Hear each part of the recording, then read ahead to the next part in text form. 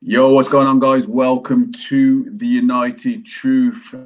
And we've got plenty to talk about when it comes to transfers of today and this past week. Big things to talk about in Manchester United and their transfer shenanigans, and also when we're talking about the big moves by Liverpool, big moves by Spurs. And we got a special guest today. We've got Hugo the Savage coming through. So, yo, you telling me, bro? You telling me? You good? Yeah, what's going on? So, yeah, just introducing everything. And just talking about what we're going to be going through today. Right.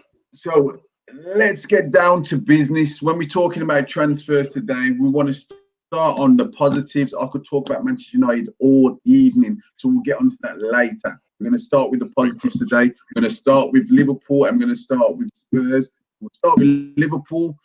Thiago Alcantara. Hey, you don't like that, bro. You know what I mean? And it's kind of like this year. I see that signing, and I think Man United were, like when you kind of like tentatively, like, yeah, just let us know if it doesn't go through. I think we always knew that we didn't want to be. I always knew that Klopp's been in his ear, and I always knew that he was going to go to Liverpool. I think, you know what I mean. Yeah.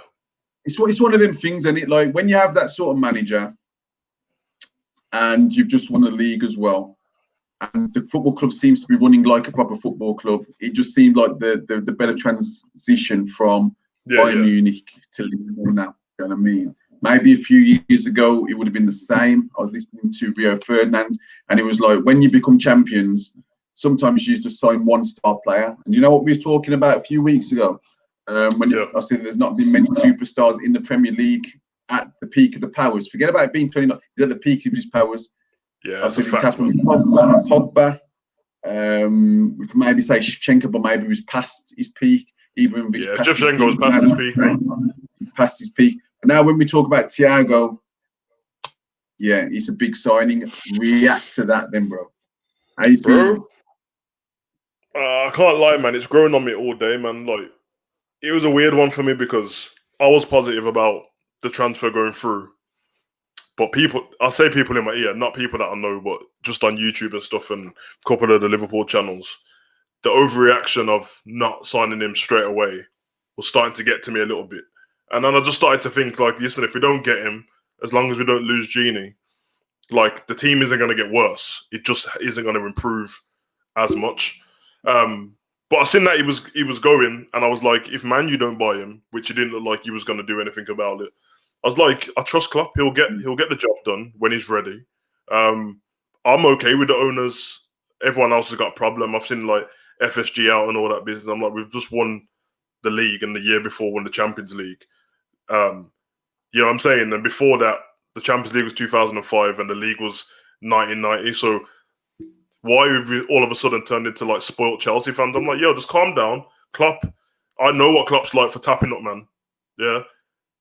So I was like, yeah, it's cool. And when I seen that, like, it's the deal's been agreed, and I was like, yo, it's been agreed in the public eye. But trust me, it was agreed with Klopp about 3-4 weeks ago, bro. You get me? I'm talking about before that Champions League. Yeah. Of course, bro. Yeah. Of course, before the Champions League final, I think it was already spoke about, and I think, it's just a respect, isn't it? I think it's a respectful thing of Bayern Munich. It's not like no one knew that he was leaving Bayern Munich. Everyone knew that the Champions League is going to be his last game. Liverpool have been talking about him from before the Champions League game, and I think he's a respectful guy. So, yeah, mate, I think Klopp's like, listen, you're a Bayern Munich player at the moment. Do your thing. Go for the Champions League. And then he gets the big send-off. And as soon as I seen from their manager that order wishing him well and he was a great player and all this, was like, he's coming to Liverpool now. It's on. So I'm happy, man. I'm happy. This geezer's leveled our team up, bro. Leveled. He's leveled. And to be honest with you, I knew that the signing was pretty much done. That's why a lot of my videos, there was one video like with Liverpool saying pretty much that the deal was done. I thought it was done ages ago. Obviously, we was hovering around. We would have spoken to his agent and just said it would have been one of those things where it's like we don't want to be embarrassed. We think that how I work it out is kind of like with Sanchez. I think he would have been asking for us probably at least 100k more than for Liverpool. I think he was that far in with Liverpool. We would have had to do an Alexis Sanchez like with Man City and blow you out the water just to get him. Do you know what I mean? Because he had his heart set on Liverpool, and rightfully so. But like you said, like when it comes to Klopp's a big thing on this. So I get what you're saying about FSG, but they're still American owners, and of course, and the big business people as well. So they will supply money. The money has been supplied from selling. Say like a lot of it has been from selling players, but what they've done is that they've set up a system where they've got the best of everything. So they get the best manager, and then they sell Coutinho, but then they get the best defender. Do you know what I mean? And it's just a continuous. It's like what Man City did. What they did was they got the best manager, and it's kind of like just let Pep do his thing, and that's what Liverpool are able to do now. Do you know what I mean? So I think it's all the thing what I was getting from the Liverpool fan base. You know what I mean? I don't want to say it like I'm not the Liverpool fan base, but like fans are fickle on it. So this current thing, what they do, the method that FSG use has worked up until now. In fact, it's worked ever since they've been there. You know what I mean? They can't affect everything what goes on the pitch, but business-wise, it's worked every single time. And then it was like all of a sudden, everyone wants to question the method. And don't get me wrong, that method, they'll keep using it, and it isn't going to work all the time. You know what I mean? Up until now it has, but at some point, you're going to have a crop of players who, if you don't sell at the right time, that they're not going to be worth as much and blah, blah, blah. But at the moment, team's worth so much. Thiago was cheap. You know what I mean? I actually think they were, personally, I think they waited because it's kind of a thing where you don't want to get egg on your face. We've had the coronavirus, what's messed up so much. You've put all the staff on furlough and stuff like that. There's that embarrassment. So you can't just go out there and splash class on a player knowing that you've done that. You know what I mean? Like you said, they're FSG, they're American, so that furlough thing to them is nothing. You know what I mean? In Boston, they've had to furlough like three, 4 times more than they have in England. So to them, it's like, listen. The president was furloughing at one of his flipping hotels in America. Do you know what I mean? That's how they work. It's kind of like to them, it's like, if the money's there, let's be practical, let's furlough. Obviously, it's a noble thing that we want to do. Yeah. So it was bound to happen, and but what I see from Liverpool, I just think that there's a standard now where it's kind of like you're able to be calm. I know how it can sometimes feel when, like, say, a Werner goes to Chelsea and you're thinking, what's going on? But then you realise, hold on a second. And when I talk about United, I can use Liverpool as an example when it comes to front three. But you've got a great front three. Yes, it would have been nice to have Werner, but the dynamics when these guys are all 28, I think, or one might be 29, whatever, they are at their absolute peak. So I think you're linked with Sarr from Watford today. So man, he's a good player, man. Exactly. So that's more the signing for Liverpool that I'd expect Liverpool to get, rather than say a Tino Werner. Who's he going to play for? Now, I've also said to get to the next level, you do need those options, but with the heights that those two are at, Mane and Salah, and then they enjoy playing with Firmino. Do you know what I mean? Even though he misses, even though he doesn't score or whatever, you can see that there's an enjoyment because he's so unselfish. They don't have to worry about it. You get what I'm trying to say? So, like, Liverpool, absolutely, like, bang on with the signing. I've had to turn off Sky Sports Centre or whatever. I don't want to see it anymore. Like, where he's going to fit in, everything like this, because at the end of the day, I know a baller when I see one, like everybody else, and we're not, our eyes aren't. Do you know what I mean? It's not one of those things where you can see that he's coming towards the end and it's a desperation thing. It's no, this guy just won Champions League. He's at the peak of his power. And when I talk about like players in midfield, he doesn't remind me of Scholes, but what I'm saying is Scholes is able to play till he's 38, I think. With Thiago, I can see him being on top of his game, the way that he plays. he does little short bursts of speed rather than having to run around like a headless chicken. Like so, Henderson will probably have to start retiring or not be at his best maybe at 32. Whereas this guy, I can see at like 34, he's still doing masterclasses like Fernandinho at Man City. You get what I'm saying? Yeah. So it's a massive one. What do you think about Gino? Ginny? Why am I calling him your nickname? Why am I calling him a Liverpool nickname? Right, what do you think about Ronaldo? Do you think he's... You can call him Genie, man. You call him that because you just rate him, man. That was a slip, man. I saw it on listen, I think that if Genie stays, along with the Thiago signing, that's the best transfer. That out of all the teams, we've had the best transfer window. I'm not even joking. He offers so much to Liverpool's team. Liverpool have they've enabled us to have conversations about football without you trying to stat bash, because you can't really stat bash against Liverpool because we're the champions, bro. So it's like now I can have a conversation where I can tell, man, Genie's doing this, Firmino's doing this, and they're like, oh, what, you don't score goals and it doesn't get that many assists. I'm like, yeah, but that is by virtue of Klopp's system. That is how Klopp wants them to play.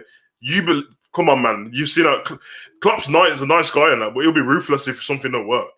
And the fact that he's got midfielders who don't even get to double figures in a season. Don't you think he would have got rid of them if they're not doing stuff? Genie does probably the most work in midfield. You think Genie's the best in the world? He does in our whole team. You got to think about it, yeah. Look at the work rate Mane puts in pressing, and you look at back and what they do pressing and doing their defending, and Genie does all of it. He does all of it. He allows Mane and Salah and Firmino to do what they're doing at the top of the field. He allows the back four to do what they... Listen, this guy is class, bro, and I don't want to lose him. You get me? That was the thing. If the Thiago thing fell through and then Genie went to Barcelona, that's massive. Like, I don't want that to happen. But the thing is, I don't know Genie's mindset. He doesn't get interviewed that much. Usually when he does, he sounds like a happy guy. But it might just be a thing where, you know what I mean? We can't say what man have thought about when the kids and stuff like that. And I'm sure his dream wasn't to play for... His dream... Bro, I'm sure his dream wasn't to play for Liverpool. Most people who want to play for Liverpool or Man U, not Man City and Chelsea, because no one wanted to play for them until the money came in, but like it's because they were a fan of that club, even when they were in Spain, Italy. That was their team. I don't see that with Genie. So he's probably thinking, listen, I've smashed it, bro. I went to Newcastle. Liverpool came for me. I've won the Premier League and the Champions League. So in that terms, he's won everything on it. So if he leaves, it's not even to play with Messi. It's just literally to play for Barcelona. It's not even about Messi.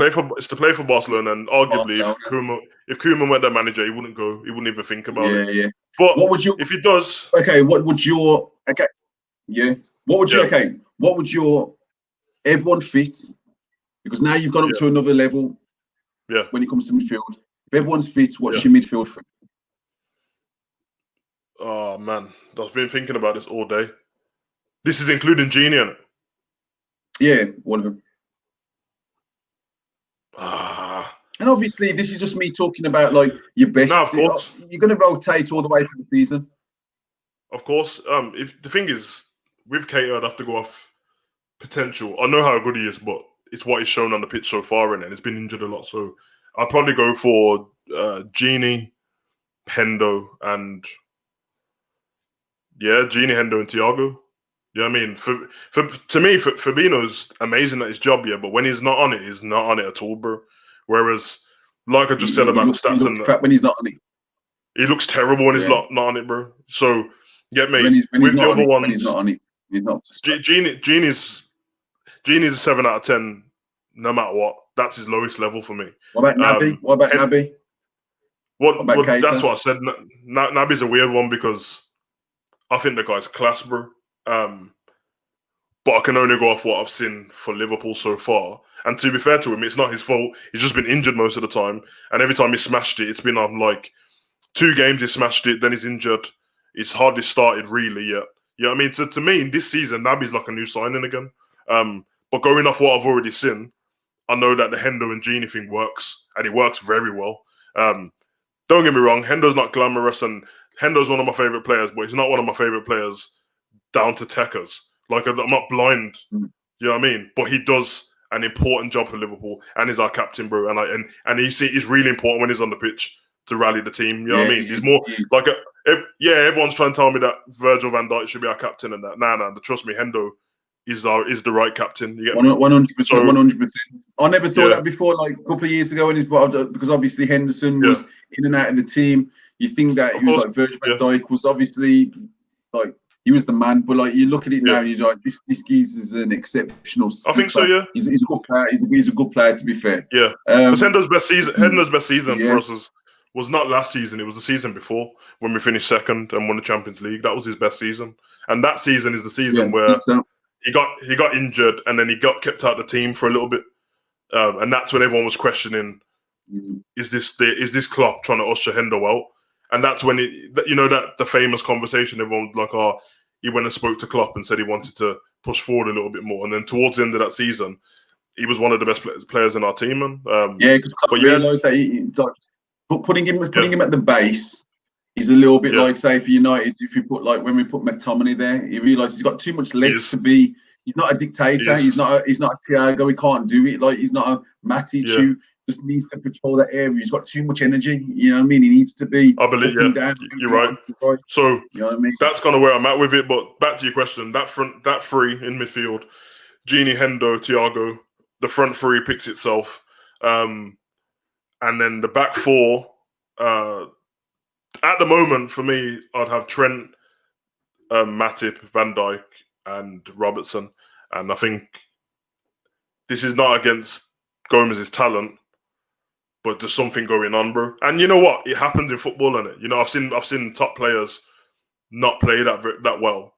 But the thing is, within the Premier League, is you don't play that well for 2 games, and your whole season's done, bro. Like it's that cutthroat at the moment. You know what I mean? Like we've seen it with Man City, bro. Their defense was shit and they fell apart, bro. Gomez just rushes in too much. I think I actually think he wants to do so well for the team. You know, like them kids, bro, when you put them in a team and they go up from like they get scouted at Sunday League, and then when they go up to the academy and stuff, all of a sudden they're trying to impress, man. So they're just like, oh, Trent's in trouble. Let me not hold my position. I'm gonna just rush over there. And that's what he's in. And he brings the ball out as well, doesn't he? He does. You see when the last game against, he does. Sometimes he brings the ball out, looks all slick like like he looks slick like Rio, and then he gets to the halfway line and he's like, "I'm excited, let me keep going." Then he loses it. Or you see in the game against Leeds, Trent's standing the guy up in it. I don't know what's going to happen next, but I thought he was fine. And then I just watched. There's this move what Gomez does, where he just runs full speed and doesn't stop, and he ends up like crashing into Trent or running past the ball, and then the geezer just turned him, and it just looked like one dude twisted up Trent and Gomez when really Gomez just got in Trent's way. But it's not me bashing him. I saw a freeze frame of that, and it was one of them things where it's like I've got to tell my kids that the guy in white scores here, and he was literally you got 2 players right next to each other that they should win the ball. Fact. And then obviously he scored from that. Bro, you know them things on Sky Sports? Yeah. You know them things on Sky Sports where they pause it on Soccer AM and you used to say what happens next. You don't know what happened next.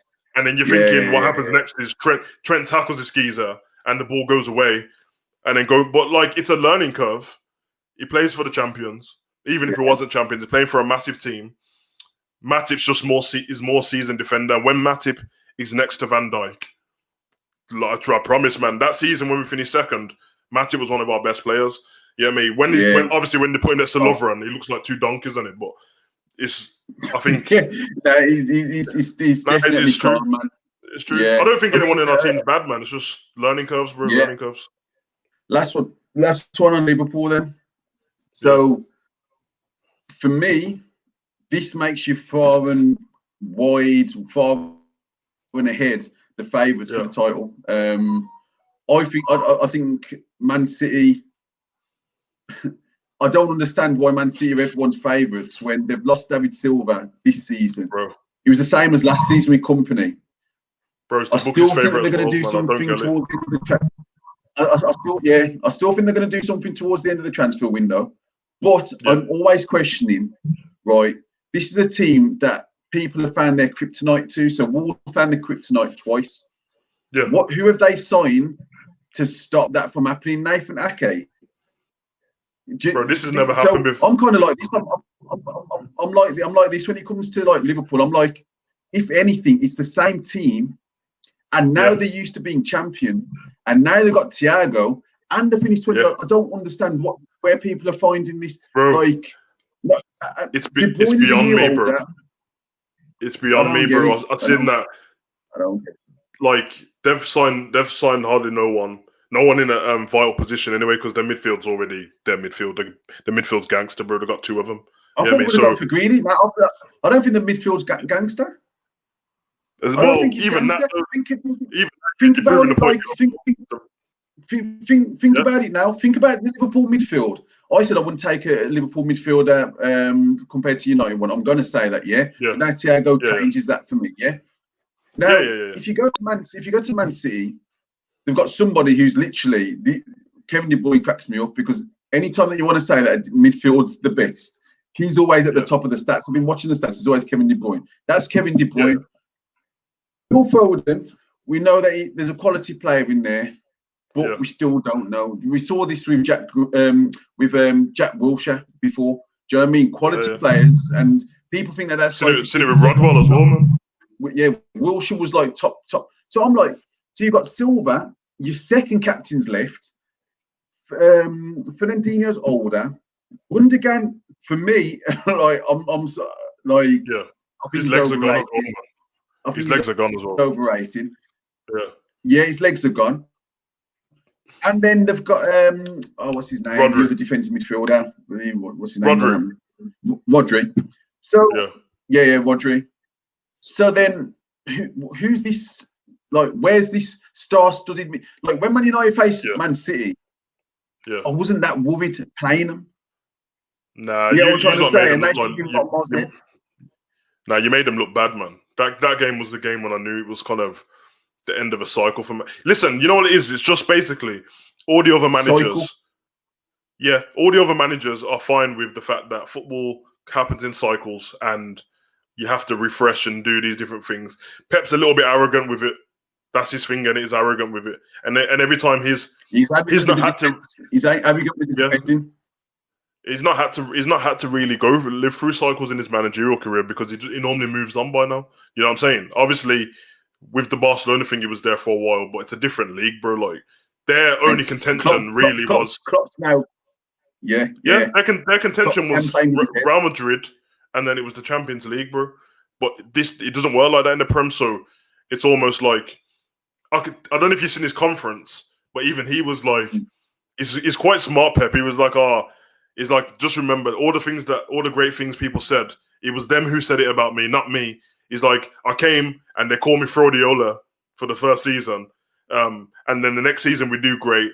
But just remember, it's the players doing it for me. Trying to take the onus of, listen, Pep, you got to do bits now. He's only, bro, listen, this guy's only decided to stay because of all the stuff what's happened. And he can see the press saying, if he doesn't stay, then it kind of looks like a bit of, you know what I mean? Don't get me wrong, this geezer's great, bro, but there's holes to everyone, bro. There's flaws to everyone. Klopp's playing him. Klopp. This is the thing. If he left, for personal pride, he's left twice now, where Mourinho won the league, and I think he left the season after. I think he left the loser. Yeah. Like, and he wasn't the loser, obviously, he won the trebles, but you know what I mean? He left the loser because finally, after all the like dirty antics from Real Madrid back then, it was a horrible Real Madrid to watch or whatever. They finally won the league. Fact. So now with Klopp, for him, he's going to have a struggle, because like, he's not going to admit it, but to him, he's the kind of like, Klopp is not better than me. Klopp is not better than me. Yeah, like, he won't admit it, but in his head, he'll be thinking, Klopp's not better than me. The thing is, I don't blame him for feeling like that, bro. Like, well, listen, Klopp's our man. Because the thing is with Pep. The thing is with Pep is, like I keep saying, that this whole thing, Klopp and Pep, they wouldn't probably change the front three of each team. They wouldn't change the midfield. Yeah. The difference is, Company retired, Liverpool have got Van Dijk, and forget about his mistakes. That was the difference between Liverpool being very, very good under Klopp and then becoming great. Like that's the difference. Yes, like, do you know what I mean? And it's been the same with Man City. It's been the same with Man City now. They haven't got a replacement, so they've got Nathan Ake, but he's possibly there to play on the left. But they're looking for Koulibaly. But he's not going to be the same. He's not going to have the same sort of impact as Van Dijk. Everyone is now, whether it's Arsenal when they've got they've got Gabriel and the other guy that I was to tell you who's a baller. Everyone is looking for their Van Dijk moments because everyone's happy with the front. Spurs are happy with their front three. Yeah, Do you know what I mean? Everyone's happy with the front three. They might not be as good as Mane and Salah have been. Yeah. But they're all good enough, isn't it? Sterling's been with the back position, and the way that Van Dijk's been able to do everything at the back, and that means stopping the team from being exposed. You got Trent, like this guy's special with everything going forward, but he's less exposed. He's more comfortable defensively. You get what I'm trying to say? So everyone's looking for that, and I think with Pep now, he'll be thinking, I need to get someone in because he actually physically can't leave now because he hasn't. He dominated for a certain amount of time, but people will see it and they'll be like, "No, you got dominated by Klopp. He spent so much less than you, and he's won the European Cup, which you never did. Yeah, bro. You won't be able to listen. Listen, Pep, the geezer's amazing. So I'm not even gonna say that he can't do anything, but he probably should have left when they finished this window with the Centurions, bro. It would have worked out perfect for him because he just stayed a year too long. Just stayed a year too long, and now he's forced to stay with a team he doesn't really want to stay with, bro. You know, he wants to move on to Italy. He wants to move on to Italy now, bro. It's done with him, bro. It's done with him. You can see it in his face, bro. And you're right. He can't live with the fact. Yeah, it's true. You can't live with the facts about Klopp. You can't live with it, bro. It's bothering him so much. And the thing is, he'll be sitting there thinking of like, hold on a minute. Have you seen my trophy cabinet, bro? And everyone's still talking about this Klopp geezer. Have you seen my team? And everyone's still talking about this Liverpool team. And I can see it winds him up. That's why I remember when I think there was that trophy ceremony when they both were on stage together, and there was like, oh, maybe we should swap these titles. And it was funny at the time because Pep said he's like, yeah, I'm going to win that Champions League next season. You see how funny it is. But what happened was Liverpool won the title and they didn't win the Champions League, bro. And they were appalling against Lyon. And they're lucky that it was in lockdown because no one wants to talk about that game, but they were terrible. Anyway, I heard you say everyone was happy with their front three. You said Spurs were happy with their front three. Segue to Spurs, bro. Gale Force is on his way, bro. You don't like that. What a segue, man. Let's get on to Spurs. Yesterday, let me explain as a United fan, right. I've watched all these fan channels. I like watching the fan channels. I like watching the United Stand and all the other fan channels and stuff like that. Now, let me time let's do it. Let's go into the past. 6 days ago, right? 6 days ago, we linked with Regulon and Gale Force because we're not getting Bale or whatever. So we're linked with him. I'm watching all these fan channels now saying, oh, no, I just don't want to touch him. And Regulon, well, do we really need to let left back? Do we really bothered about a left back really or whatever? Do you know what I mean? Is he that good? Then it keeps rolling. Bam. Regulon's going to Spurs.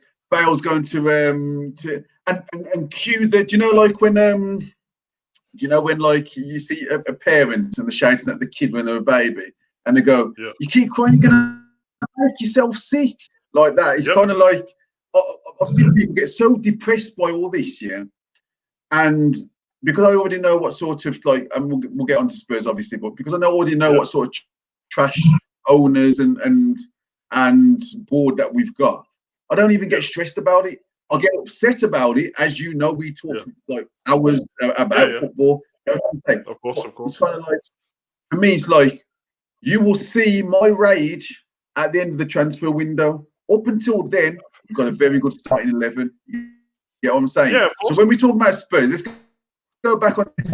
What do you think about this Gale Force Golf 4-time Champions League winner going finally back to whole, they're going to sell it as this big glitzy, how they do. They're going to turn it into like this the greatest signing of all time. What do you think? The last time I tried to act like Gale Force didn't bother me, kicked us out the Champions League final, bro. I told you leading up to it. I says, watch out for that Gale Force. The last thing you said to me, Force. It's the truth, man. The last thing you said to me before that Champions League game was Gale Force, bro. And I got to the Champions League final. Yeah. I seen that he wasn't playing. I was like, this is amazing. We're gonna win the game. Salah gets his arm broke up, and then they bring Gale Force on, and he ended Karius' career, bro. Karius has no life because of Gale. So like that. But honestly, it's a hard one year because you have to be. You can only go based on what you've seen of Bale in La Liga. Bale's that good that he always looks good, but his legs are gone a little bit, but he's still fast as hell. And I think in the Tottenham team, he's always got a shot. So I messaged you about this yesterday, bro, and you kind of agreed as well that I know that everyone's expecting Bale to come and play on the wing, probably. Son on one wing, Gale on the other wing, Kane in the middle. Mourinho's gonna put Bale as a number 10 who doesn't have to run too much, and we're just gonna get shower man Bale, bro. Shoot on sight every time they get, bro, and his shots are so perfect. He's gonna add so much to that team. Yeah. They don't want Dele to play. You know what I mean? They kept trying to beef him out of that on the documentary. And man talking about I learn how to make baked beans and that mugging man off, bro. They could have edited that out. I can't watch it. I haven't watched bro. The last episode and that. They come back off lockdown. The last episode, they come back off lockdown, and then Dele's like, guess what happened in lockdown? I learned how to make baked beans. And then the woman was like, what do you mean learn how to make them? You just warm them up. And obviously, Amazon could have edited that in it. But like, you're jacking man's house. Making him like some sort of party boy, innit? Yeah, bro. He's got the long George Michael earring in it, making him look like a dickhead, bro. His house has been robbed twice. You get me? So they don't want him there anyway.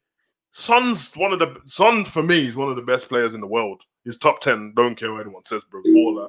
Harry Kane's a gunman already. You know what I mean? It doesn't really matter about all of Harry Kane's other attributes. It's because he will always score. Bale will score. So I don't know, bro. Regulon might be a bigger signing for them than Bale, but just off what we know of him, listen, Mourinho loves them older players, bro. And obviously in real life, these men ain't old, they're in their 30s, but in football life, they're on their way out, and that's when Mourinho thrives, bro. You know them Mariam Fellaini types. You know what I mean? Melito, them man there. I think it's I know what you mean. I think he's a great signing. I think he's a great signing because I think both of them are a great signing, like I was saying to you earlier. Like, Jose is a short-term manager. So, Regulon, I know that the buyback clause. Manchester United, for us, it's to do that buyback clause, that's like Real Madrid sunning us, giving us a pat on the head. Getting back. You the player in that. You know what I mean? Whereas Spurs aren't on that level. They've got a manager who's not thinking about 3 years' time. This. Like, I'll go back to United. Like now, like, we're not going to talk about United going to Barcelona and Real Madrid and taking their young left backs, and we signed like that 10 million Medjugorje for 10 million last season and everything like that. We tried, but literally, Solskjaer loves Manchester United that much. He's trying to do a Ferguson and from the youth players, and I'm seeing all these players. We signed an academy player from Man City who scored 600 academy goals. You know what I'm trying to say? So we're trying to build from there. Whereas, like with Jose, everything's pretty much short term. So for me, it's a genius signing for Spurs. It puts them on a pedestal. Now we've got Gale Force. So he's come back home. He only wants to come back here if he was going to leave from Real Madrid. He's doing pretty sound with that. Like, to be fair, he's always spoken like highly of them. He's got Regulon because, as I told you, Ben Davies is to me. Ben Davies is just one of them. Like, he tries his best, a bit like Neil Taylor. I told you for Villa, they try the best, but they're just. You could imagine him in the Championship, and they'll just be normal players in the Championship. They wouldn't stand out. So Regulon's a baller. Yeah, he's a nice guy, Ben Davies, but that's about it, man. This geezer is worse. He's worse than Trossard, bro. Ben Me and that. Yeah. Yeah, mate. Yeah, You can't that's what I'm can't saying. can't hold a flame to Tarkovsky and them man there. So I'm not even having the Ben Davis thing, bro. Get me? This This geezer is what I'm thought he saying. was a Hollywood star on the Amazon documentary. Don't get it twisted if you don't see Ben Davis turn up on EastEnders coming like the Welsh gangster and that. I'm telling you, bro. He was trying Nah, to stake a claim in Hollywood. The biggest Hollywood star there, matey, was Jose Mourinho, and that's why I can't watch him. I see through the bullshit. I've said this before. Yeah, I see through. Yeah, I think with this United, he's in the studio. This is the thing about Mourinho. They've explained it. I don't want to talk too much hate towards the geezer because I find him intriguing. I find him brilliant, like because he's a genius. Look how he acts in the look how he acts in the Sky studio. Yeah. And look how he acts on the. He's very clever in what ideas he wants to put across to how. Of course, he's been done. Of course, wrong. that's how we got the. So that's how we got the Tottenham. Bro, he was auditioning for the Tottenham job on Sky Sports the whole time, bro. Meanwhile, exactly, he was sitting with Neville and that, thinking, "You man are dickheads," because I heard what you said about me, bro. And like the thing is, what they made apparent in the documentary is that all they do in between training sessions is watch Sky Sports, bro. They made it very apparent in Jose's office. They had it on the screen the whole time, bro. So listen, it ain't about Mourinho, but like the thing is, the short-term manager thing works for Tottenham's goals so much because they're just desperate for a trophy. You know what I mean? If you ask any of them Tottenham fans, where do you see your club in 5 years? They don't see Jose being the manager. They just want a fucking trophy, bro. You know what I mean? They'd be happy to win the trophy. Mourinho, that's his nickname. Trophy Mourinho's his nickname for a reason, bro. You get me? He'll win them one as well. They'll win the League Cup or something, bro. I'm not even joking. He'll play Bale in the League Cup, and then when they win it, it'll tell you that the League Cup was his most important cup ever. It'll tell you that was his aim. You get me? And you know what? They're going to beat though, bro. At the end of the day, I'm like this year. This thing where you'll have Everton fans saying Ancelotti will bring Silver. I'm like, who are these? Okay, then we'll see if it happens. We'll see if Man City and Liverpool and all these teams. Let's see what they've got when he gets down to the bottom. Or Arsenal. Listen. I'm fully confident in my team that like no injuries and that. I feel like we could win all the trophies if we want. Like I feel like it, but I know what is going to happen, bro. Because, like, Klopp will play the kids in the League Cup the whole time. He'll play them in the FA Cup up until quarterfinals or whatever. Bruv, just remember when they got knocked out last season against whoever they got knocked out on penalties, Tottenham. Bruv, they had their whole team out. Bruv, the only person that played was Parrott, different to everyone else. Bruv, I'm telling you, bro. Remember, and they had bad injuries last season. I don't know with Liverpool. Why would he play kids? You ain't got the World Club Cup. You ain't going to play no kids, bro. Like, there's other trophies to go for. And look at your midfield. Okay. People, you won't get games. It's true. Okay, let me not be disrespectful because it's not the kids. You know what I mean? There's only a few of them.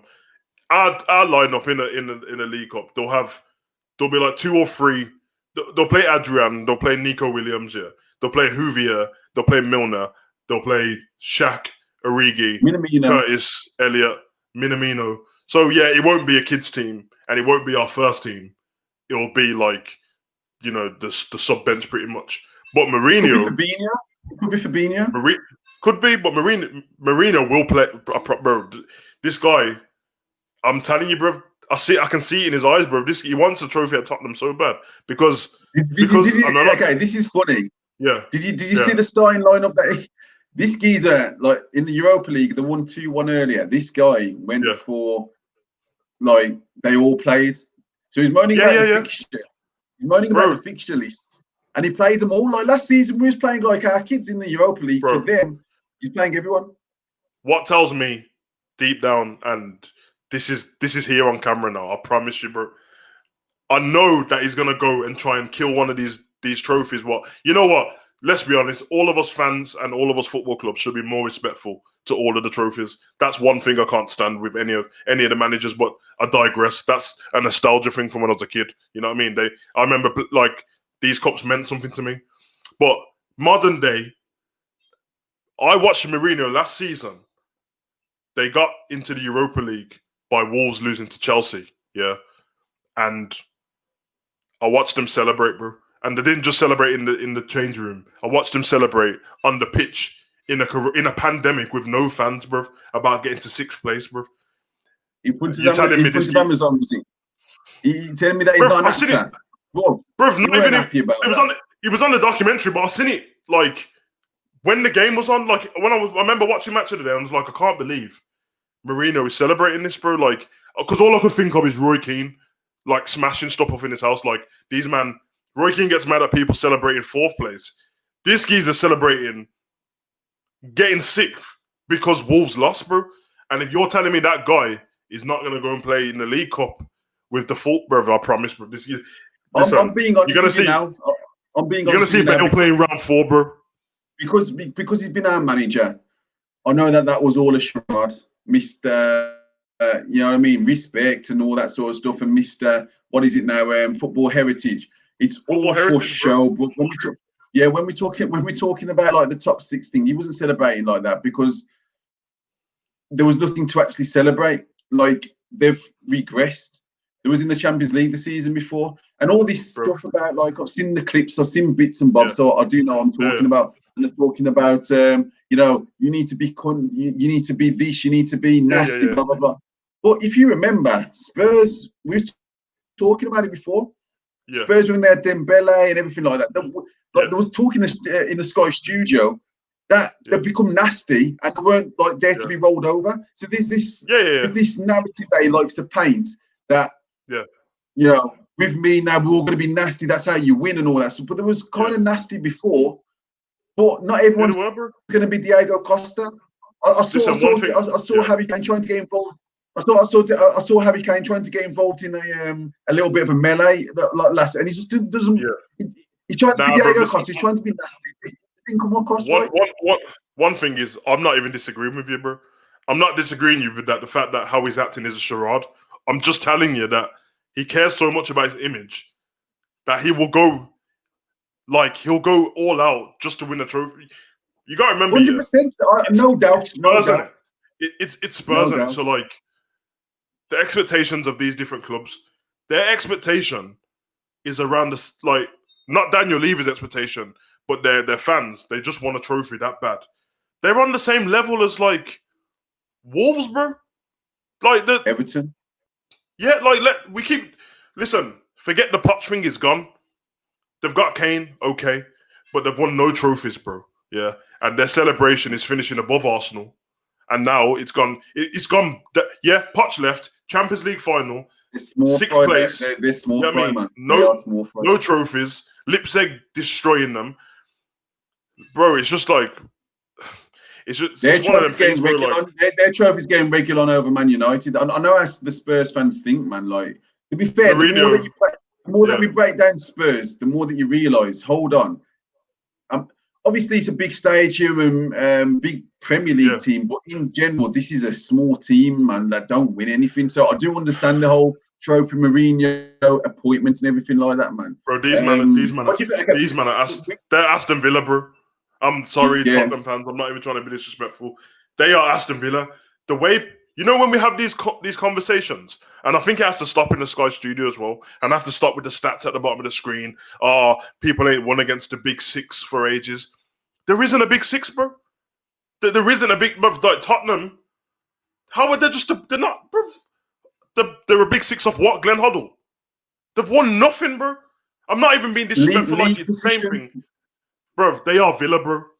You get me? Are they a bigger club than Villa? They've been doing better. They've been doing better recently, and they've been doing better recently. Talking about Spurs, then we're talking about Dele Alli. The last thing on Spurs.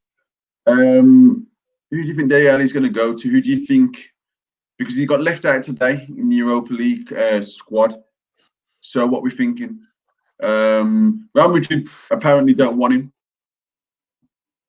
So he'll go I've got a Villa mate who. So literally, I've got a guy who supports Villa who thinks that they might put in a cheeky bid for him. I promised you one thing now. Maybe PSG. Dele Alli is never going to Aston Villa, bro. He's not going there. Yeah, me personally, I'm just thinking, it's obvious they supposed through to requirements or whatever. Yeah, you're going to Dortmund. Where's he going to go? I can only see PSG. You what? He'll go Dortmund. You what? He'll go Dortmund. Sancho's not coming to you, man. If he's not going, he'll team up with the light-skinned trio, bro. Him, Bellingham, and Sancho, bro. He'll go to Dortmund, bro. And he'll be a hero over there, Yeah, bro. probably will, man. Yeah. Stick Trust more me, of a bro. knife into our heart. Talking about Sancho, let's then move over United, to let's go. United right now. So, like I was saying, I'm going around all different fan channels as I like watching them, and like the depression is real. I understand the depression from people, but as you know, I look at it a bit deeper than some. I'm not disrespecting because a lot of people do look in deeper, but I look into everything like with the finances. I look into when all this started. At the end of the day, if you're talking about the owners, the energy from the fan base is not consistent. So when we're doing well, we don't hear anything to do with Woodward or the Glaziers. And when we're doing crap, it's Glaziers that blah blah blah blah blah. And like I'm consistent with it. I want them out all the time, and I'm annoyed with them. But this all started in 2005, and if you remember, and Sir Alex Ferguson, obviously greatest manager of all time in my opinion, whatever. He didn't want the horse racing owners. I don't know what they're doing now. He didn't want them to run the club. He didn't want them. And he didn't want them. 15 years ago, the Glaziers came in and everything changed. So, in a way, Sir Alex Ferguson was part of the sort of era of the Glaziers. Now, of course it was. That's not putting any blame on Ferguson, but he's been part of it. But a big thing from it is that if you're talking about like Ole being a puppet, and you see a lot of comments saying Ole's being a puppet, and obviously I question some of his like his in-pitch management or whatever, but he's not being a puppet. He's just doing what like Ferguson did himself, like saying there was no value in the market. Remember, we used to break the British transfer record consistently. Do you know what I mean? It was massive, like Rio Ferdinand and Steve Paddy Star, I think he was back in the day or whatever. So this is deep now at United. This is deep. I start to realise that financially, right, we're in that bad of a position. Not that we haven't got money, because we have got money. We're in that bad a position because we're not able to sell players like we should, because we're making so many bad decisions. Like Ole managed 3 games, and we offered Phil Jones an extension on his contract, and we gave him more money. Who on earth is going to buy Phil Jones, who's on around 100k? So then you're not going to get your transfer fee just to get rid of Phil Jones. Then you're going to have like a nothing transfer fee, just so that he will take the pay cut and he'll get like a sell on. He'll get some sell on money. So that's just Phil Jones. We offered the same to Rojo. We've done the same. I mean, even Williams, who played last season, we've offered him a new contract straight away. And he's a young kid. Just let him enjoy himself. Give him a contract. Stop trying to keep renewing it straight away. Do you know what I mean? There's no patience with renewing contracts. We've got Juan Mata who's on like high wages. We've given Matic high wages. So to get Manchester United players out the club is quite difficult, because other clubs will probably only offer literally half, if not even more, in wages. So this is all having people aren't understanding that this is all having an effect on top of COVID on getting someone like Jadon Sancho. So all we're trying to do is like, I'm not backing Woodward. I want him completely gone. I want the Glaziers gone. But we're in a position where, at the end of the day, I think for Havertz, Chelsea went to Leverkusen. I know Leverkusen aren't on the same pedestal as Dortmund, but they went there, and they were quoted like say 90 million, and they got it right down like by 20 million. Dortmund are basically, because they're like, to them, I mean, Bayern Munich was laughing at them saying you're just a selling club. So for them, this is pride. This is Germans as well. When it comes to pride, they're serious. It's kind of like, we're telling you, you are paying us that money. You're Manchester United, you always pay. And we're just doing this negotiating thing and sitting back. Now, Woodward's image, right, despite what people think, he actually does want United to do well, but he's just crap at his job. So Yeah, he definitely wants you to do do you know well. what I mean? So Yeah, of course he does, because it makes him look better when he does. He wouldn't get somebody to make his image look better. He got a sports rights to make himself look better for a reason. yeah, Now, the reason why I'm saying I'm being patient until the end of the transfer window is because I know and I hope that we will get signings that we want to get. But I say to other people when we talk about Sancho, yeah, just pay 180 million, yeah, just pay for Grealish 80 million or whatever. I'm kind of like, do we actually know these thieving Americans that we've got at United who aren't really using their own money to finance us, they're using the club? yeah. Like, how do we know that if we start to make these sort of risks in the long term, we could be absolutely destroyed financially? We don't really know what the ins and outs are. So everyone's acting like we haven't signed anyone. We have signed. Let's give him some respect. We barely who's a quality player. And then there's still time for the transfer window, where the later it gets, potentially the cheaper certain players might be. Now, I see that we've been linked with Atalanta's Traore. Baller. Exactly. So we've been linked with him, and that's not a replacement for Sancho, but that's somebody to get into the squad. And we've been linked with several other players. Do you know what I mean? So I hate this thing. This is the thing with the fan base. I want Sancho just like anybody else. And I am part of the fan base. But sometimes it's just like people that you listen to, sometimes you just want to kind of explain that. We get fixated on one player. Then it's the pressure of everything to get that player.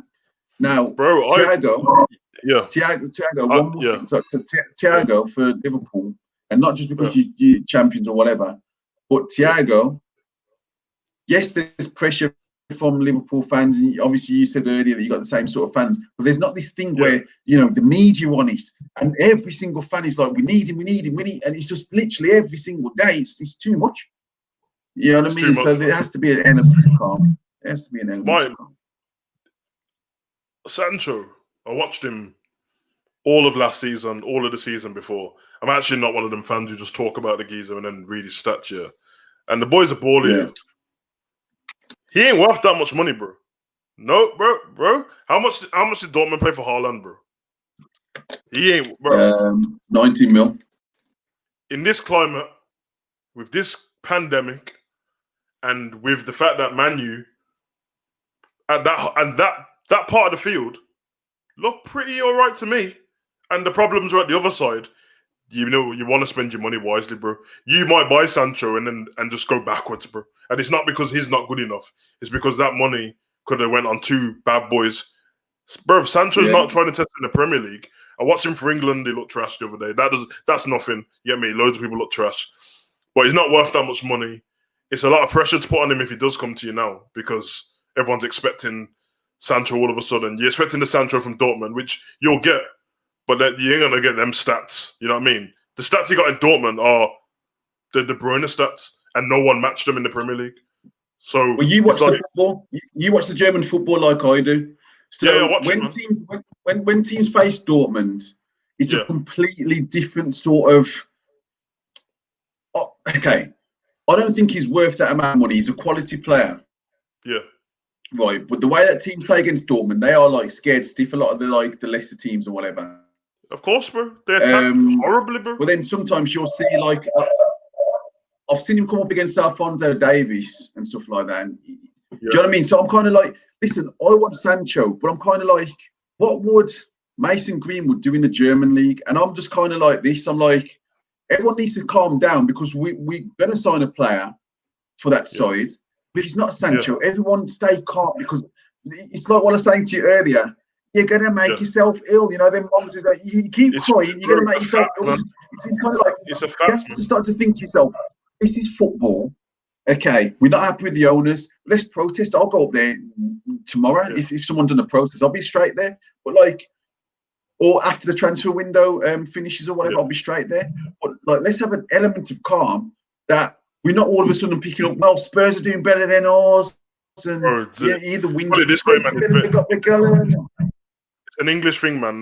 It's very rare that as English people, when we rave on about a player, he's as good as we rave on about. Now, even if you look through history, Rooney was worth the hype. Michael Owen was worth the hype. And everyone else It's questionable, innit? So I'm used to this not working out. Sancho to me is a baller, but he's a baller in the German league, and the jury's out on anything else, and it's not his fault.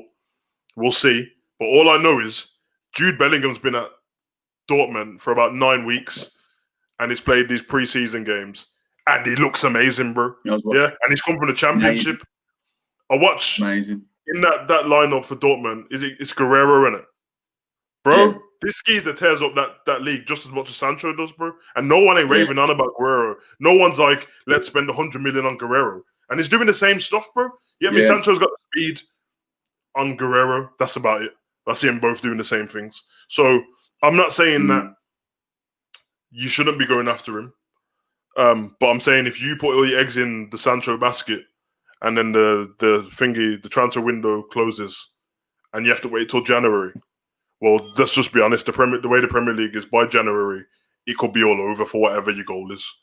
It's that cutthroat. You know what I mean? It could be like last season where everyone starts throwing stuff away.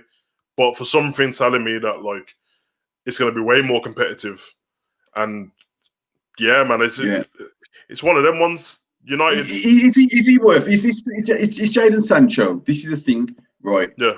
I'm a fan. I want him at United. I don't want to think about our finances too much, but I have to, because at the end of the day, I'm a United fan as well. So you have to not just think of like, you know what I mean? I know that it's not just a blank check. Is he as good as Havertz and Werner put together? No. This is what we're talking about here. Not close to both. And because he can sell a few like number 7 shirts. I mean, there's still question marks if he's actually better than any of them individually. Bro, in your lineup, you play with a front three in it. Rashford, Martial, Greenwood. Martial, right now, bro. Like, let me tell you, when I talk about ballers, exactly. So in that front three, because obviously Man U fans are going crazy about Sancho, it means that when he comes, it's a given that he goes straight into the front three. Is that, or they're playing midfield? I don't know, man. Where they're playing him? Because on the right, who's spot on the right hand side of the front three? Do you know what I mean? Who's spot? Because the Greenwood plays in the middle. No, Mason Greenwood plays on the right. Plays on the right. Yeah. Mason Greenwood can cut it in the Premier League. I watched him all of last season. Sancho, we don't know yet. Is he this bro? How much millions is he better than Greenwood? Because Greenwood's the one player that I'm a Liverpool fan, bro. I don't even like us, bro. But I watch youth football, and Greenwood is the guy I've been going on about way before he's even got into the first team. So I'm like, yo, you're just going to stunt man's growth, because when he comes with that much money, he has to play. Where you start playing Greenwood in League Cups all of a sudden, when this geezer, every time he gets the ball, is a gunman. This geezer is a gunman. Martial's causing issues and problems. You get me? Rashford, listen, he went off form a little bit when they came back off lockdown, but minor, bro. This geezer's out here feeding the world, bro. So he's on a heal the world Michael Jackson thing. Rashford's got to stay in the squad. He went off form. Do you know, he went off form when Luke Shaw got injured, to be fair to him. Yeah. Obviously, that's not an excuse, but when he had Williams, who's right-footed on the left-hand side, exactly, cutting in on the outside. I can understand, like, you know what I mean? Like, I can understand it, bro. I don't even like the fact that, I mean, your fan base is a bit toxic towards Rashford, and I feel like it. But all of a sudden, he can be good on the bench for Man U. Shut up, man. What are you talking about, bro? This guy's a gunman, bro. Finishing, you get me? And then you got your midfield, what's looking all right. I know where the problems are for Man U, bro. I don't even want to give man ideas on who to buy, bro. Go spend all your money on Sancho, see what happens, bro. You're going to be as good as you was before lockdown, which is just winning these games and stuff like that. But what's he going to get you when you do? You need the problem areas is not where Sancho plays. That's what I'm basically trying to say. You know what I mean? It's nice to get like him. I think like this. Yeah. I think it's like this, bro. I said I was going to mention about your front three. Yeah. When we got to United, and this is it. And this is how you got to think of it now, So your front three, are devastating, agreed. Your right hand side, left hand side, score from any right. So, but our front three scored more goals than us, exactly, and we've got a number 9 who scores more than yours, right? And he always will.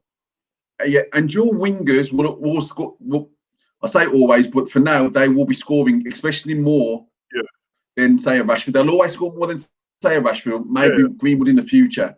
You know what I mean? But you don't know. But right now, your wingers are the best, right? So your thing is, they're your three, and you'll only bring in backups. Now, I know how young Mason Greenwood is, but I'm like this year. If you've got Mason Greenwood at 18, then you've got Sancho at 20, you've got Rashford at 22, and you've got Martial at 24. They're all at the ages that they're at. Yeah, that means one, you're going to stunt their development. Yeah. Now, I'm all for signing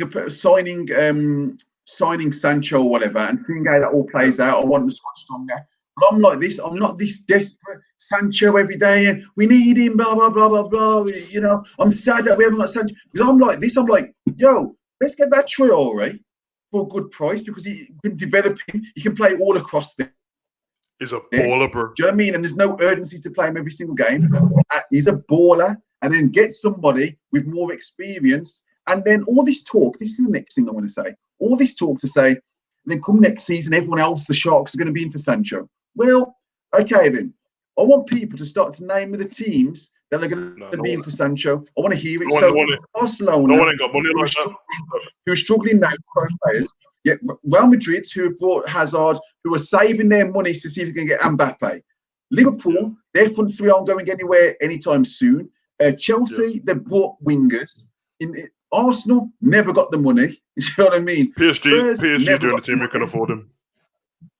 PSG, he's not going to go and play in France, I don't believe. So, and Bayern Munich, I don't think they'll pay the money because they'll turn the nose down on it, saying it's just another overpriced English player. So all this talk about we have to get him now, otherwise the Sharks will come in. Who do they think he is? Like, I love him. I think he's quality. I'm an England fan as well. But I'm like, do they think he's actually Messi? Bro. That like everybody, as soon as he's up for sale, everyone's in and they're all going to spend 120 million to get him. I don't get it, bro. I don't get it. The climate's changed anyway. Never mind the pandemic, bro. It's not happening, bro. Yeah. It's not happening. If he ends up staying at Dortmund and then the next season, trust me, it'll be a lower price next season. It won't be the 100 mils on that, bro. Well, man, so, let me just this cat's crying, man. That's on the door. And I'm back. Yeah, man. So I don't know, man. Listen, I just think, you know what I mean? Because it can sound like I'm not even trying to bash Sancho. I think he's an absolute baller, but I just feel he's a baller. There's other positions in your team to fill, bro. You know what I mean? It's like it's almost like Liverpool trying to do it. Like if we were going in from and trying to spend stupid money on him, I'd be like, what's the point, bro? Like I'd rather spend money on respect. You're right. Yeah. Bro, you got it bang on. That's the respect, yeah, that I want people to start to put on the names of our front three now with what they scored last season. Like, it's kind of like, okay, they're not on the level of yours because of the trophies that they've been winning. But I'm kind of like this. I'm kind of like, if Sancho's, I mean, it sounds like pieces, but if he's 70 and 80, we're able to negotiate properly with Dortmund and say, okay, then it's a pandemic. Let's do it in these add-ons and blah, blah, blah. And it's cool. Yeah. But if they're just saying, no, like, basically, United, bow down. United, get on your hands and knees. United, beg. Yeah. That's basically what the fan base are getting Woodward to do. No, you got to be strong. You got to show, like, if we walk away from this deal in the future, people to realise, and this is what's been like going on for the last few seasons where we've just caved in. We caved in on Harry Maguire. If Man City came for Harry Maguire, no one else was in for him. They wouldn't have paid 80 million for him. You know what I'm trying to say? No Same as Wan-Bissaka, we would have got him cheaper. But all these other clubs, right, now see United coming, and to be fair, and they're doing the right thing. The agents, they're linking certain players with United straight away, and we become that club. We become like a little bit of a laughing stock with it. So if they do walk away from Sancho, rather than vilify it, as long as we spend money elsewhere, stop vilifying over one player and start looking at the reality of the pandemic, where we weren't going to furlough our staff. And we've just got Donny van der Beek. We're looking to buy more players. So bro, that's how bad it is at your club, that you brought Van der Beek and no one ain't talking about it. That's how bad your club is at the moment. Because they're being toxic, bro. because they're just like, but it's not Sancho. So for one day, Twitter was popping off. We got Van der Beek, and then the day after, okay, but where's Sancho? And you're right. Yeah. There's no respect. The respect that your front three deserves, you would think that you'd be telling the rest of the rival fans to respect our front three. All the rival fans respect your front three. It's your own club what doesn't respect them, because They don't respect me enough. Just look around. Everyone talks about Vardy, Aguero, Aubameyang, Liverpool's front three, and then they slightly start talking about Martial. But you got more goals than all of us, bro. I don't get it. And I don't get it. The way that people aren't actually talking about that the pennies dropped with him. I'm talking about beating 2-3 players. He done it for France as well. Like this guy now, for me, is now getting towards a level where when what's his name, LVG says you're going to thank me about this player in a few years' time. He's got to that sort of level. When I saw him I know that he was missing chances in the Europa League, but when I saw him gliding past players, I was like, this geezer's on He doesn't even look. He doesn't even look pissed, bro. He doesn't even look pissed off anymore. He actually looks happy. He's not, a happy Martial is a problem, bro. And you got to think, the players are happy. The players look like obviously they always look happy, but they look buzzing in training. Like remember, they got Bruno Fernandes, they got Pogba playing. Everyone's laughing, and then the whole fan base have got this depressing kind of. I know that we all want the Glaziers out, and we'd like a good owner. But the fact of the matter is this: if we had Jurgen Klopp, for instance, these are American owners just like your own owners. Do you know what I mean? Jurgen Klopp was only able to spend money when you sold Coutinho. That's how they do it. So all we've been doing is taking, spending. Harry Maguire, this and that, and not selling. The only person that we've sold properly at the time that they've been there is Lukaku. That's the only person. Everyone else that we sold, we've had our pants pulled down. Di Maria, we bought it for like about 69 million, I think it was. Sold him for 40 of the next season. What's his name? Depay, same sort of thing. Do you know what I mean? We sold him for cheaper or whatever. We had Wilfred Zaha, and then we let him go for cheap again. Do you know what I mean? So for me, I'm like, there's been so many mistakes that's happened in the past. We've spent so much, and we haven't really had like as much coming back. Do you know what I mean? Like in player sales, like all the top teams have. Do you know what I mean? And that's why Barcelona, they're not COVID proof or financial proof. They're having to. They can't just buy Depay or Ronaldo now. They have to sell to buy, and they're in a mess. So do we? Yeah, they're in tatters, man. Bulletproof. Yeah, so are we bulletproof when we've got the Glazers in charge? We, if anything, we should use our common sense to say, because we've got the Glazers in charge, we know they're a shambles. We aren't bulletproof to struggling financially. We're not. You get what I'm saying? Maybe it's just a thing. It might just be an abnormal feeling to your fan base, man. I think when I look at what's going on and when I see all the chat and that, I think the only thing I can point into is the fact that you're just not used to it, bro. You know what I mean? Because the same things what happened in business have been happening the whole time with United, but you were winning stuff along the way, innit? And it kind of papers over stuff. Because let's be honest, bro, most fans don't actually care about the business until things go bad, and then all of a sudden everyone's a businessman, everyone's a financial expert. Well, it'd be the same with Liverpool. This is what I'm trying to say, because you've got everything structured. Well, it was the same. People like the same. I've preferred Liverpool's.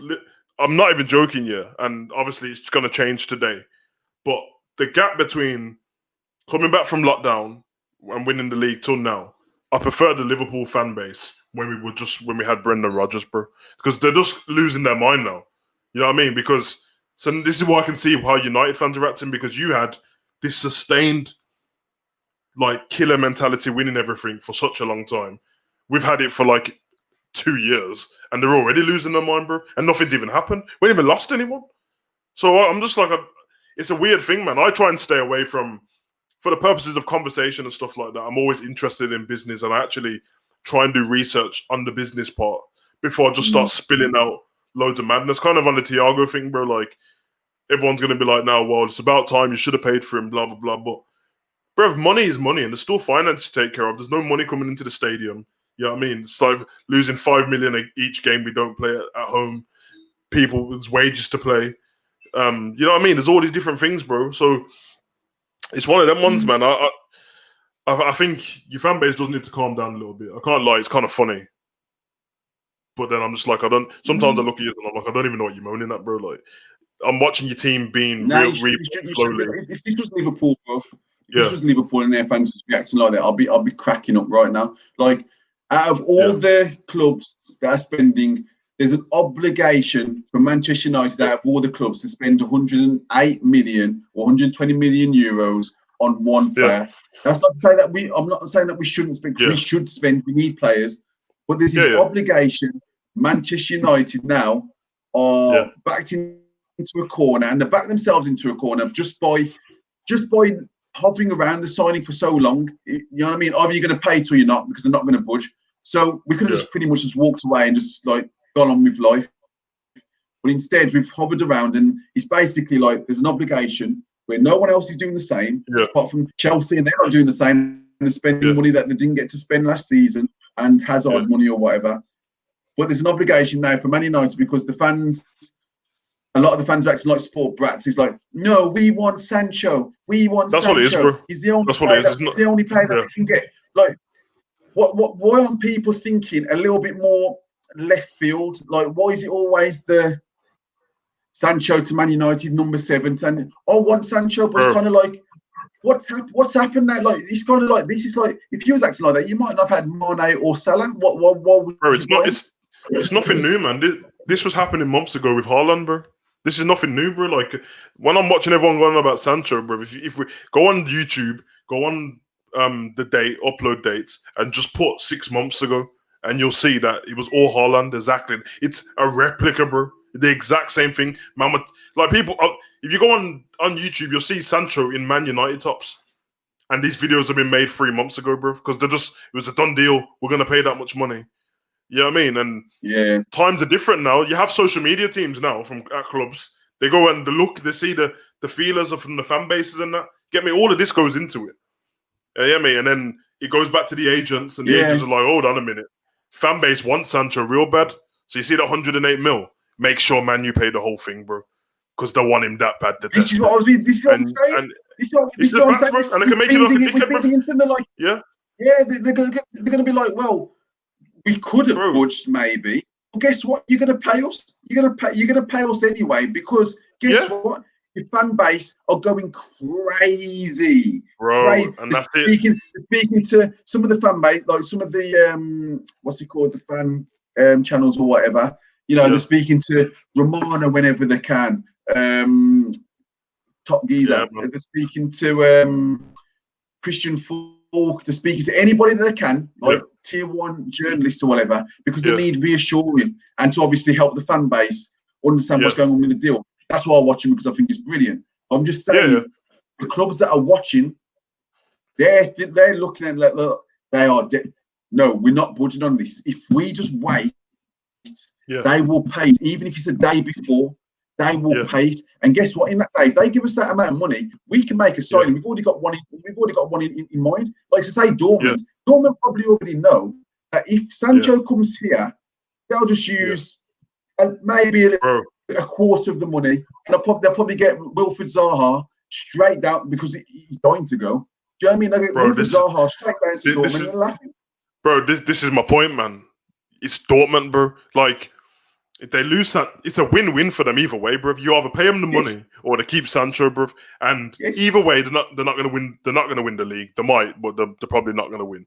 Sancho to their squad, and it's not disrespect to him. Is the league is just, it's the Scottish league, innit? So it's ran. They can play better football, but Bayern Munich or Dortmund is going to win the league. Yeah, they're going to get knocked out of the Champions League and not win anything. Nothing changes for Dortmund apart from we either get 108 million or we keep this baller, and we got Jude Bellingham on top for just another gunman. We still got Guerrero. They got, bro, are people not deep in? They've got Haaland and Bellingham, bro. It's like no one's realised their team is live, bro. Exactly. Haaland, Bellingham, and Guerrero. Yeah, bro. This is Haaland, Bellingham, Guerrero, and Sancho's on the bench. Yeah, so he's laughing, and obviously he doesn't talk out. Sancho is very respectful of Dortmund, so they're always winning, bro. You know what I mean? If Sancho turned into a disrespectful geezer, they'll probably offload him for an extra. They'll probably take 10 million off that and go, listen, all right, 95 million take him, bro, because he's getting on the nerves. But he's too respectful. So this is what's going to happen, and because of that, they will hold you to ransom and say, listen, if you're not going to pay us the money, then safe. You just can't have him, bro. This is one of them because you need him more than we do. If it was Man City after him, if it was Liverpool and Man City after him with calm, everyone's calm because you're doing well, the deal would have been done ages ago, probably for about 90 odd million. But with Man United, it's kind of like, we'll let it go. And everyone's coming out and having a good joke about it because they're kind of like, yeah, he's going to be here till next. In Germany, to them, they're just going, well, they've got to pay us, or that's it. Do you know what I mean? Because Manchester United, guess what? We always pay. You know what I mean? It's bad, yeah, because usually if there's big kind of like the Zaha thing when he wanted to go to Everton, like Crystal Palace didn't put on their Instagram a picture of Zaha going, "We kept him," blah blah blah, even though he spoke out about them and stuff like that. But as soon as, bruv, the season was about to start, and then Dortmund themselves are putting out images of Sancho on his own, kind of like, haha, like, yo, it's kind of like we're trying to wind you up so you pay, but if you don't pay, he's our player. Look, we got Sancho, and it's working, bro. And that's it, man. We proved that we won't let him go. Yeah, we proved that we won't let him go. Yeah. So to them, it's kind of like it is a win-win situation because trust me, they want the money. Yeah. They want the money. It's weird as well because the way you've been playing, I'm not in a disrespectful way, but it kind of proves that you don't need him. It's, you know what I mean? I could understand if you came back off lockdown, lost all the games, didn't get top 4, but you kind of you don't need him. You want him, but there's players that you do need. You know what I mean? I can't name the actual player, but there's positions on your team where you actually need to strengthen. You know what I mean? The Sancho position isn't it, bro? And because of the fan base. Yeah, because of the fan base, they've made out to Dortmund like you need him that much. So of course, pay us the money then. Simples, bro. I would do the same thing if I'm selling some Jordans online. You're right. Of course, the buyer comes to me and says, "Oh, I need these Jordans really bad. Them Jordan 6s, like I need them." I'll be like, "Yeah, you see the £400 worth? Buy, pay the £400, bro." But if you didn't say anything. I would have sold it for 350. I would have. Yeah, bro, it's one of them, bro. Ask any United fan now. This is the thing because they're so fixated with Sancho. Right, ask any United fan. How do you think this is going to affect the development of Marcus Rashford, who's only 22, or Mason Greenwood, who's only 18? They don't care, bro. They don't care. And they can work together. Don't get me wrong, it'd be good to rotate, but I'm like, okay, for 108 million, can we just say with 108 million, that means Sancho has to play every single game? Otherwise, you're going down the Barcelona route, like with straight into the team, like that. Straight into the team. Coutinho is on loan and everything. So if he's straight into the team, 3 of the players who scored 60-odd goals last season, are going to have to keep rotating in and out of the team. Yep. So, 108 million days to stunt the development of other players. Yeah. Potentially. That's a lot of money for that. That's what I'm trying to say. So, is someone being sold or someone going, I know it's about a squad, don't get me wrong. Yeah. I know it's about a squad. Yeah, of course. Don't get it twisted. I'm kind of like, I wouldn't mind about the development because I'll be like, they'll be able to work it all out eventually if it wasn't for such an amount of money. That's what it is. Do you know what I mean? Because it's 108 million, 120 million in a pandemic. So I'm kind of like, that means we must be desperate to get one of these. If you pay 120 million, you must be desperate to get one of these front 3 out of the team. That's what I'm trying to get to. I was about to say that usually when that happens, it means you're selling someone, bro, and you ain't selling Martial or Rashford and Greenwood. Basically what happens, Sancho comes and Greenwood goes on the bench, bro, and it will stunt his development. It really will, bro. And I don't know, man. Ollie loves him, man. So more time. Ollie's probably not that fussed. Hotels and everything like that, man. Yeah, man. You know what I mean? I don't think begin in the hotel. I don't think Ollie's that fussed, bro. Honestly, I don't think he's that fussed. I don't know what he's come out and said and stuff, but even it doesn't matter what he says. Don't believe him, bro, because I think he loves Rashford. He believes in Greenwood, and Martial's a gunman. Like everyone can see that, bro. I mean, Henry took a bit of time to adapt to the Prem. You get me? And then we seen what happened there, and Martial's looking like a problem, bro. So Ole lies a lot though. So Ole lies a lot though. So he's hard. He's a hard guy to read, really, because it's very hard to read anyway. I think that he does want Sancho, but to be honest with you, we need more fullbacks, if anything, because we've got a problem on the right. We need backup on the left, and we need a centre back, and we probably need another defensive midfielder, and we do need, like, say, another wide player. But that's again these 5 signings, so it's going to take time. This is the thing. It took Jurgen Klopp time. If we're going to go with the Ole Gunnar Solskjaer experiment, we've got to think that it took Jurgen Klopp a few years, and sometimes you might not be able to get it one season. But maybe Upamecano, I can't even pronounce his name. Maybe he becomes available next season and that shores up the defence. Maybe we go with Tuanzebe this season being fit, and then Mendy, defender who's 18. At the end of the day, we've seen it before with Delete. Do you know what I mean? So he's 18. Well, I've seen him. This guy's a special defender. So we'll see what happens, man. That's how football goes, man. I think it's just one of them things, isn't it? You treat it like that. You take your time.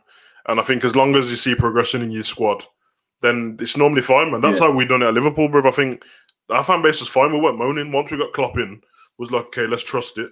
You know what I mean? And then slowly, certain man left, Benteke and them, man, and that. And it just slowly built up, bro. And we seen that Klopp was doing stuff, you get me? We some of the game, like, we're still finishing mad positions and that, but we could see there was a change, and then you can start subtly seeing where this change your whole team and that. And then once we got the goalkeeper and that change, bro, it was a problem. But yeah, man. But it was that one sale of Coutinho that changed everything. Do you know what I mean? But yeah, man. Who you got this weekend? You know, could that be Pogba in the future and he brings in money? Then also we can. So we'll see what happens. Probably, yeah, man. Probably. Who you got this weekend?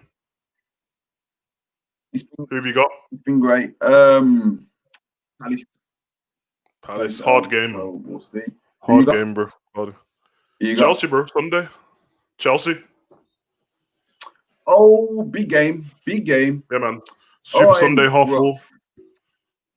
Yeah, man. Well, we'll have to watch it still. We'll have to watch it, man. But yeah, man. Everything's good. Thank you. You've been listening to Hugo the Savage and Sea Breeze, the United Truth, and we are out. Peace. Peace.